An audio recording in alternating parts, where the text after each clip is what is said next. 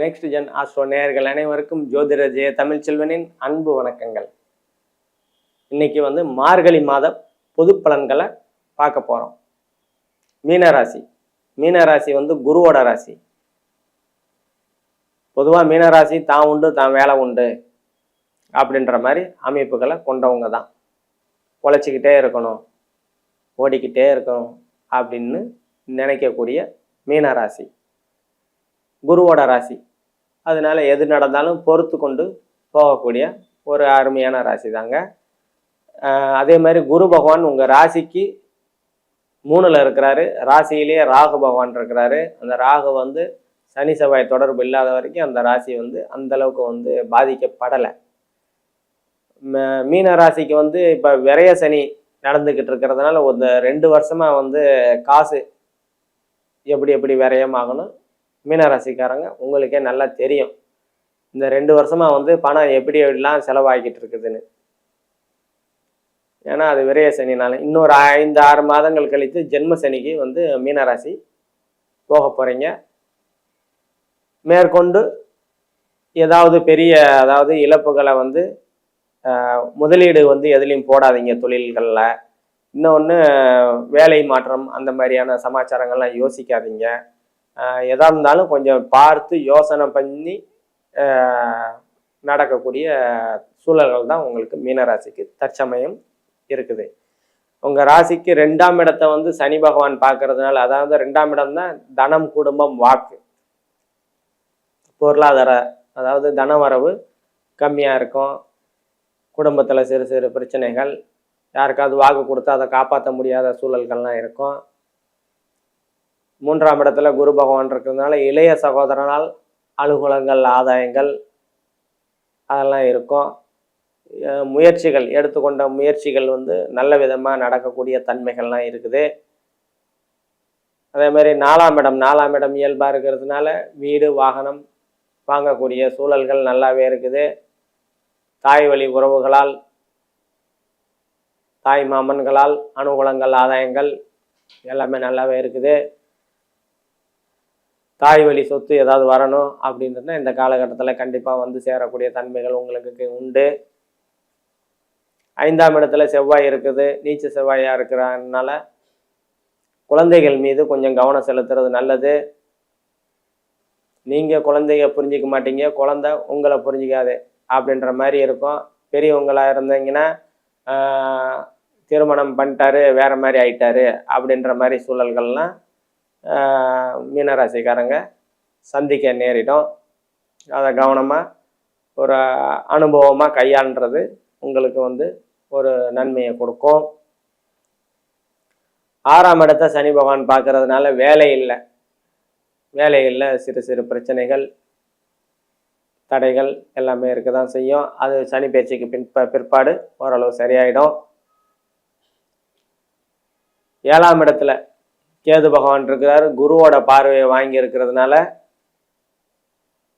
கணவன் மனைவிக்கிடையே உறவுகள் மேம்படும். நண்பர்கள் உங்களுக்கு சாதகமாக இருப்பாங்க. கூட்டு தொழில் உங்களுக்கு கை கொடுக்கும்.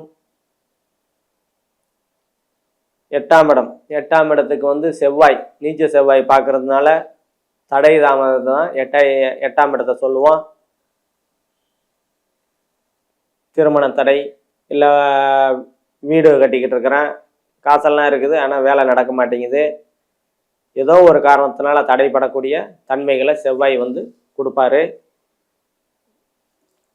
அதே மாதிரி 9ஆம் இடத்துக்கு புதன் இருக்கிறாரு. தனி புதனாக இருக்கிறாரு. சனி பகவானும் பார்க்குறாரு, குரு பகவானும் பார்க்குறாரு. அதனால தந்தை மூலியமா வரக்கூடிய அனுகூலங்கள், ஆதாயங்கள்லாம் கொஞ்சம் தடைபட்டு உங்களுக்கு கிடைக்கக்கூடிய அமைப்புகள் உங்களுக்கு உண்டு. கண்டிப்பான கிடைக்கும். தான தர்மங்கள் செய்யக்கூடிய அமைப்பில் வருமானங்கள் உங்களுக்கு நல்ல விதமாகவே தான் இருக்கும். 10ஆம் இடத்துல சூரியன் இருக்கிறது ஒரு விதத்தில் நல்லது. அதுவும் குருவோட வீடாக இருக்குது. நட்பு ஸ்தானத்தில் அங்கே இருக்கிறாரு. வியாபாரம், அதாவது தொழில் பண்ணுறவங்க, தொழில் ஸ்தானம் கர்மஸ்தானம்னு சொல்லுவோம். பட்டம், பதவி, புகழ் இந்த மாதிரியான ஸ்தானம் தொழில்கள் நல்லாவே போகும். பதவி உயர்வு, அரசாங்கத்தில் வேலை செஞ்சாலும் சரி, தனியார் துறையில் வேலை செஞ்சாலும் சரி, ஒரு பதவி உயர்வு, புகழ் கிடைக்கக்கூடிய ஒரு நல்ல அற்புதமான காலகட்டங்கள் தான் உங்களுக்கு இது. அதே மாதிரி 11ஆம் இடத்துல சுக்கிரன் ஒரு 12 நாள் இருப்பாரு. குருவோட பார்வையிலையும் செவ்வாயோட பார்வையிலையும் இருக்கிறாரு. இதனால மூத்த சகோதரின் அதாவது அண்ணன் அக்கால் வழியில உங்களுக்கு அனுகூலங்கள், ஆதாயங்கள் உங்களுக்கு நல்ல விதமா உங்களுக்கு கிடைக்கும். லாபங்கள் நல்லா இருக்கும். ஏன்னா 11ஆம் இடம் லாபஸ்தானம், இளைய தாரம் ஸ்தானம் சொல்லுவோம். அதாவது முதல் திருமணம் முறிவடைஞ்சு 2வது திருமணத்திற்காக பார்த்துக்கிட்டு இருக்கிறவங்களுக்கெல்லாம் இந்த காலகட்டங்கள் கைகூடி வரக்கூடிய ஒரு அற்புதமான காலகட்டங்களாக தான் உங்களுக்கு அமையும். முதல் 12 நாள் நல்லா இருக்குது. அடுத்த 18 நாள் உங்கள் ராசிக்கு 12ஆம் இடத்துல சுக்கிரன் போயிடுவார். ஒரு மாத 18 நாள் 12ஆம் இடம் இத்தனை நாளாக சரியாக நிம்மதியாக தூக்கம் இல்லை அப்படின்னு இருக்கிற மீனராசிக்காரங்கள்லாம் ஒரு 18 நாள் உங்களுக்கு நல்லாவே இருக்கும். விரயங்கள் கொஞ்சம் சுப விரயங்களாகவும் கம்மியாகக்கூடிய, அதாவது கம்மியாகக்கூடிய விரயங்கள் கொஞ்சம் சற்று கம்மியாகக்கூடிய தன்மைகள் உண்டு. பொதுவாக தூக்கம் நான் கொஞ்சம் ரொம்ப நாளாக நல்லாவே தூங்கலை அப்படின்னா இப்போ நல்லா ஒரு ஓய்வு எடுக்கக்கூடிய, தூக்கம் வரக்கூடிய சூழல்கள் உங்களுக்கு நல்லா இருக்கும்.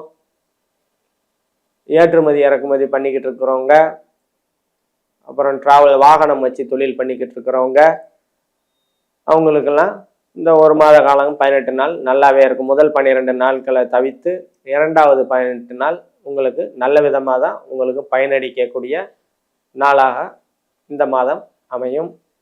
நம்ம இப்போ பார்த்தது எல்லாமே பொது பலன்கள் தான். உங்களுக்கு துல்லியமான பலன்கள் வேணும்னா கீழே நம்ம நம்பரை தொடர்பு கொள்ளுங்க. நன்றி, வணக்கம்.